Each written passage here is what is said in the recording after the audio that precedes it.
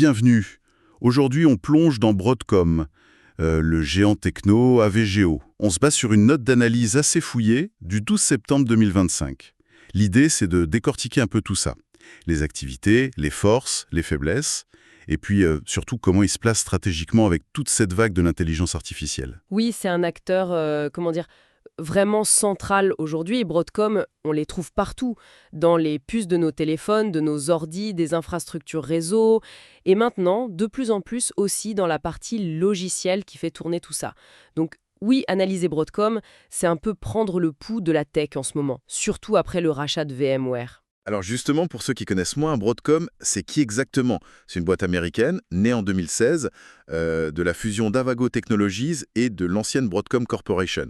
Et comme tu disais, il y a deux grosses activités. D'un côté, les semi-conducteurs, C'est ça. donc les puces pour les data centers, la connectivité, le Wi-Fi, et puis le gros truc du moment, les processeurs custom pour l'IA. Mhm. Et de l'autre côté, les logiciels d'infrastructure. Et ça a pris une dimension énorme avec VMware fin 2023. Pour donner une échelle, la capitalisation boursière en 2024, ça flirtait avec les 1000 milliards de dollars. Ah oui, c'est colossal. Et cette structure double, semi-conducteurs et logiciels, c'est vraiment au cœur de leur stratégie. Le rachat de VMware, c'était pas juste pour faire joli. C'était un mouvement très calculé. L'objectif, c'est d'ajouter des revenus plus stables, plus récurrents. Ah oui, les licences logicielles, la virtualisation. Exactement, les services cloud aussi. Ça vient équilibrer le côté plus cyclique, historiquement, des semi-conducteurs. C'est une vraie transformation qu'ils essaient de faire, une métamorphose de leur modèle économique en fait. Intéressant cette quête d'équilibre. Pardon un peu bourse alors. L'action AVGO. En ce moment, septembre 2025, on est autour de 359,6 dollars. Mais ce qui frappe quand on regarde les dernières années, c'est la volatilité. Ça bouge pas mal, non? Oui, ça bouge beaucoup et cette volatilité, elle reflète très bien l'état d'esprit du marché par rapport à l'IA. Il y a un enthousiasme fou, presque une frénésie sur le potentiel de l'IA, et Broadcom est vu comme un fournisseur clé pour l'infrastructure. Donc ça tire le cours. Ça tire le cours, oui. Mais en même temps, il y a une vraie nervosité. Les attentes sont tellement énormes. Le cours actuel, il intègre déjà énormément d'optimisme, beaucoup de bonnes nouvelles à venir. Du coup, la moindre déception, le moindre doute sur la croissance de l'IA, Ça peut faire mal. exactement, ça peut provoquer des réactions très fortes du marché. Le cours est hypersensible aux news, bonnes ou mauvaises. D'accord. Un mélange d'euphorie et d'appréhension, quoi. Bon, plongeons dans les chiffres financiers. Parce que la note d'analyse est très riche là-dessus. Et là, les chiffres récents sont assez spectaculaires. Premier trimestre fiscal 2025, revenu presque 15 milliards de dollars. C'est ça. Une hausse de 25% sur un an. C'est quand même énorme. Oui, c'est une croissance très très soutenue. Et ce n'est pas tout. Le bénéfice net aussi. En base non GAAP, donc ajusté pour avoir une meilleure idée de la performance opérationnelle. Oui, sans les éléments exceptionnels. Voilà. Mais il atteint 7,8 milliards de dollars sur ce trimestre. La profitabilité est vraiment très élevée. Et il y a un chiffre qui m'a scotché. Le free cash flow. Le cash qui reste après les investissements. Sur ce seul trimestre, 6 milliards de dollars. C'est une vraie machine à cash, en fait. Ah oui, complètement. Comment on explique ça D'où vient cette performance? L'analyse montre clairement deux moteurs principaux. D'abord, tout ce qui est lié à l'IA. Les revenus de ce segment ont juste explosé, plus 77% sur un an au T1 2025. 77%. Oui, ça comprend leur fameux accélérateur IA personnalisé et puis les composants réseau pour les data centers IA. Et le deuxième moteur, c'est le segment logiciel d'infrastructure qui intègre maintenant VMware à plein régime. Là, c'est plus 47%. Ok, donc l'IA et VMware tirent tout. Et ça a l'air de continuer, si j'en crois la note sur le T3 fiscal 2025. Oui, tout à fait. Le T3 a confirmé cette tendance avec des revenus records, toujours portés par la demande folle pour les accélérateurs IA, les produits réseau et la contribution très solide de VMware. Et sur l'année fiscale 2024 complète, ça donne quoi? Alors là, l'impact est flagrant. Sur l'année 2024, les revenus sont passés de environ 36 milliards en 2023 à presque 52 milliards. Waouh, 36 à 52 milliards, hein? Oui, une augmentation massive. C'est vraiment l'effet combiné de l'intégration de VMware et de l'accélération fulgurante du marché de l'IA. Impressionnant. Mais ce free cash flow, c'est 6 milliards par trimestre, au-delà du chiffre lui-même. Qu'est-ce que ça nous dit sur la santé de Broadcom? Ça nous dit beaucoup de choses. D'abord, ça représente à peu près 40% des revenus au T1 2025. 40%? Oui, c'est exceptionnellement élevé. Ça montre une rentabilité opérationnelle redoutable. Les marges d'EBITDA ajustées sont aussi très solides. Ça confirme cette efficacité. Et surtout, ce cash qui rentre massivement, ça donne à Broadcom une flexibilité stratégique incroyable. C'est-à-dire? Ils peuvent investir massivement en R&D pour rester devant. Ils peuvent financer d'autres acquisitions, s'ils veulent. Ou alors, ils peuvent retourner beaucoup de valeur aux actionnaires via dividendes, rachat d'actions. C'est un vrai avantage compétitif. D'ailleurs, la note mentionne aussi une trésorerie confortable de 9,3 milliards fin T1 en 2025. Ça renforce cette solidité. Ok, on voit l'image d'une machine financière bien huilée. Alors, quels sont les leviers, les catalyseurs qui pourraient continuer à tirer Broadcom vers le haut? Le premier, sans grande surprise, c'est la poursuite de la demande pour l'infrastructure IA. Ça ne semble pas ralentir et Broadcom est très bien placé avec ses puces réseau, mais surtout avec ses accélérateurs IA personnalisés, les fameuses XPU ou ASICS Custom. C'est là qu'ils se différencient pas mal. Justement, ces accélérateurs personnalisés, c'est quoi leur avantage? Pourquoi c'est si stratégique? Contrairement aux solutions plus génériques comme les GPU de Nvidia qu'on connaît bien, Broadcom, eux, ils travaillent main dans la main avec de très gros clients, surtout les géants du cloud. Les hyperscalaires. Voilà, pour leur concevoir des puces sur mesure, vraiment optimisées pour leurs besoins spécifiques en IA. C'est un pari sur des relations très fortes, des contrats longs. Ça peut offrir de meilleures performances, une meilleure efficacité énergétique pour ces clients-là. C'est un vrai différenciant face aux autres. D'où le deuxième catalyseur, ces partenariats avec les hyperscalaires.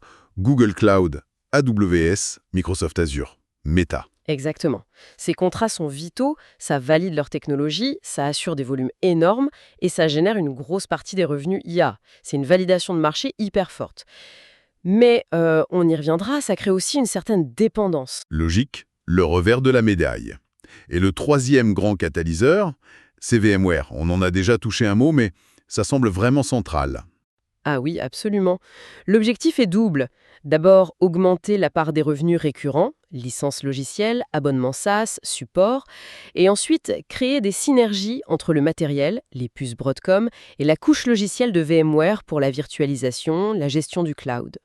L'idée, c'est de proposer une solution plus complète, plus intégrée pour les data centers modernes, le cloud hybride. C'est un pari ambitieux sur cette convergence matériel-logiciel.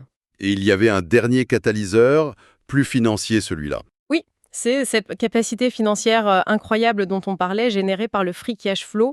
Ça ne sert pas qu'à faire plaisir aux actionnaires, ça leur permet aussi de financer l'innovation en interne, qui est cruciale, et potentiellement de faire d'autres acquisitions stratégiques. Broadcom a montré par le passé qu'ils savent faire ça. Oui, LSI, Brocade, CS Technologies, et puis VMware, bien sûr. Exactement. Ils utilisent les acquisitions comme un levier majeur de transformation. Cette puissance financière leur donne les moyens de continuer sur cette voie si des opportunités se présentent. Bon, le tableau semble plutôt positif avec ces moteurs de croissance. Mais une analyse, c'est aussi regarder les risques. Quels sont les avertissements, les points de vigilance que soulève la note Bachine? Parce que tout n'est jamais rose, surtout à cette échelle. Effectivement, et les risques ne sont pas négligeables. Le premier, et c'est assez évident, c'est la dépendance au cycle de l'IA et aux dépenses des hyperscalers. L'enthousiasme est là, c'est sûr. Mais si jamais les investissements dans l'IA ralentissent, ou si les hyperscalers décident de freiner ou de mettre plus d'œufs dans différents paniers de fournisseurs. L'impact sur Broadcom pourrait être direct. Très direct et potentiellement fort, c'est le revers de la médaille de ces gros contrats. Ok. Deuxième risque majeur, la concurrence. Ils ne sont pas seuls sur ce terrain. Loin de là. Sur les puces IA, c'est la guerre. Nvidia domine sur les GPU d'entraînement, AMD revient fort, Intel essaie de se replacer, sans oublier les startups spécialisées et même certains hyperscalers qui développent leurs propres puces en interne. Les fameux ASIC maison. D'accord. Et dans le réseau aussi, la concurrence est très vive. Broadcom doit sans cesse innover pour justifier sa place et sa valeur face à des rivaux très compétents. D'accord. Troisième point d'attention, le risque réglementaire. Une boîte aussi grosse qui fait une acquisition comme VMware, ça attire l'œil. C'est inévitable. Que ce soit aux États-Unis, en Europe, en Chine, les autorités de la concurrence regardent de très près. Les pratiques commerciales, l'impact sur les prix, les conditions de licence, surtout pour VMware. Le risque d'enquête, d'amende ou même d'obligation de changer certaines pratiques, c'est un risque bien réel qui plane. Et au-delà de ces 3 points, il y a d'autres défis importants mentionnés, non? Oui, il y a le défi colossal de l'intégration de VMware. Acheter, c'est une chose, mais réussir l'intégration, intégrer une entreprise de cette taille avec sa culture, ses produits, ses clients, tout en réalisant les synergies promises sans tout casser, c'est hyper complexe. L'exécution de cette intégration, c'est un vrai facteur de risque opérationnel à court et moyen terme. Un point crucial, souvent sous-estimé. Et la valorisation boursière? C'est un autre point de vigilance important. On l'a dit, le cours actuel intègre des attentes de croissance très très fortes, surtout dans l'IA. Donc la valorisation est exigeante. Ça veut dire qu'il n'y a pas beaucoup de droit à l'erreur. La moindre déception est... Ça pourrait entraîner une correction boursière assez sévère. La pression sur les résultats trimestriels est donc énorme pour continuer à justifier ce niveau de valorisation. Une pression constante pour livrer, d'autres risques plus structurels. Oui, il ne faut pas oublier le côté cyclique historique des semi-conducteurs. Même s'ils se diversifient avec le logiciel, une grosse partie de leur activité reste sensible à la conjoncture mondiale, aux tensions géopolitiques qui peuvent perturber les chaînes d'approvisionnement. Et puis à la dépendance envers les fondeurs externes, comme TSMC, pour fabriquer les puces les plus avancées. Ça aussi, c'est un risque. Et le risque techno. Toujours présent. Le risque de disruption technologique, de nouvelles architectures de puces, de nouvelles manières de faire de l'IA ou du réseau pourrait émerger, et ça pourrait potentiellement menacer la position de Broadcom sur certains marchés. Ils doivent innover, mais aussi anticiper ces ruptures. C'est un défi permanent. D'accord, on a bien exploré les forces, les moteurs, mais aussi les risques et les défis qui sont quand même considérables. Si on devait faire une synthèse, retenir les messages clés de cette analyse, ce serait quoi? Je dirais que l'analyse nous montre Broadcom comme un vrai poids lourd de la tech, avec des atouts très clairs. Son positionnement sur l'IA grâce au réseau et aux accélérateurs custom, c'est un avantage majeur. Le rachat de VMware, c'est une transformation stratégique audacieuse vers plus de revenus logiciels récurrents et une offre plus globale. Et puis, cette capacité à générer énormément de cash, ça leur donne une puissance de feu financière considérable. Ça, c'est le côté pile, très positif. Et le côté face, les points de vigilance. Le côté face, ce sont les risques qui vont avec cette stratégie. Une forte exposition à la dynamique de l'IA, qui est rapide mais peut être volatile, et aux décisions de quelques très gros clients. Une concurrence féroce partout qui exige d'innover sans arrêt, les défis d'intégration de VMware et les risques réglementaires, et puis cette valorisation boursière élevée qui met une pression énorme sur l'exécution parce qu'elle anticipe déjà beaucoup de succès. Donc, en résumé, cher acteur puissant, bien placé sur des marchés clés, mais dont le succès futur dépendra vraiment de sa capacité à gérer ses risques et à continuer de livrer une croissance hors norme. Et là, les finances sont solides, mais la route est pleine d'obstacles potentiels, et les attentes sont au plafond. L'analyse invite donc à suivre de près les prochains résultats, l'évolution de la concurrence, du marché de l'IA, et bien sûr tout le contexte réglementaire et macro pour voir s'ils peuvent tenir ce rythme impressionnant. Parfait. Voilà qui conclut notre exploration de Broadcom, basée sur cette note d'analyse. Un acteur complexe, fascinant, vraiment au cœur des transformations actuelles. Oui, absolument. Et ça ouvre d'autres questions intéressantes pour ceux qui veulent creuser.